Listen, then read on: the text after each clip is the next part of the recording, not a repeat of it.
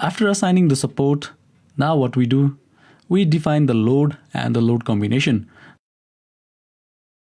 So go to the load and definition option available here. After that, click on load case details, left click on it and click on add. Choose primary option here. Load number is 1, loading type. We are defining the dead load first. As the title is dead, you can name anything here, but it must represent a dead load. And after that, click on add. Similarly, we will add the live load. And a loading type is live. Click on add.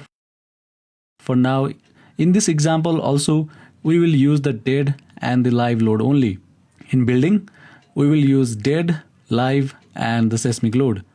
Click on close. Now let us define the loads inside the dead load.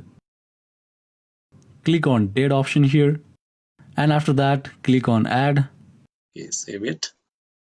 Click on add. At first we assign the self weight. The direction is Y and the factor is -1. Click on add. And after that the next load that we give is, let me show you. Okay. So here let us assume that these beams, these all 4 beams, this 1, 2, 3 and 4 beams, these all 4 beams have got a wall. This is our wall, okay? And let us assume that the load due to this wall is a UDL. If this beam is UDL, and let us assume that the intensity of the load is 10 kilonewton per meter.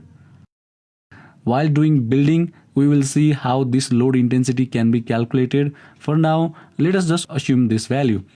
This is the dead load that we are going to apply.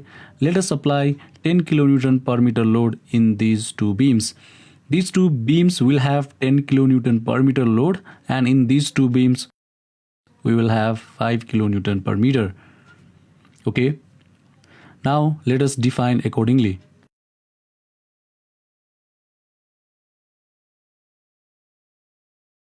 These loads are the member loads. So a left click on the member load and it is the uniform force.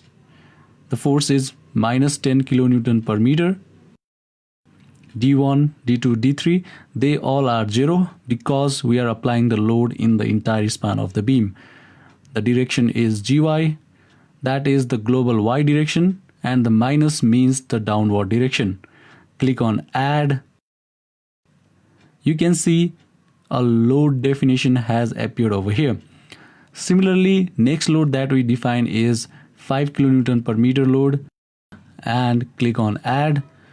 Now we got 2 loads, 10 and 5 kilonewton per meter. So guys, this is it for this video. I hope it was helpful and I'll see you in the next video.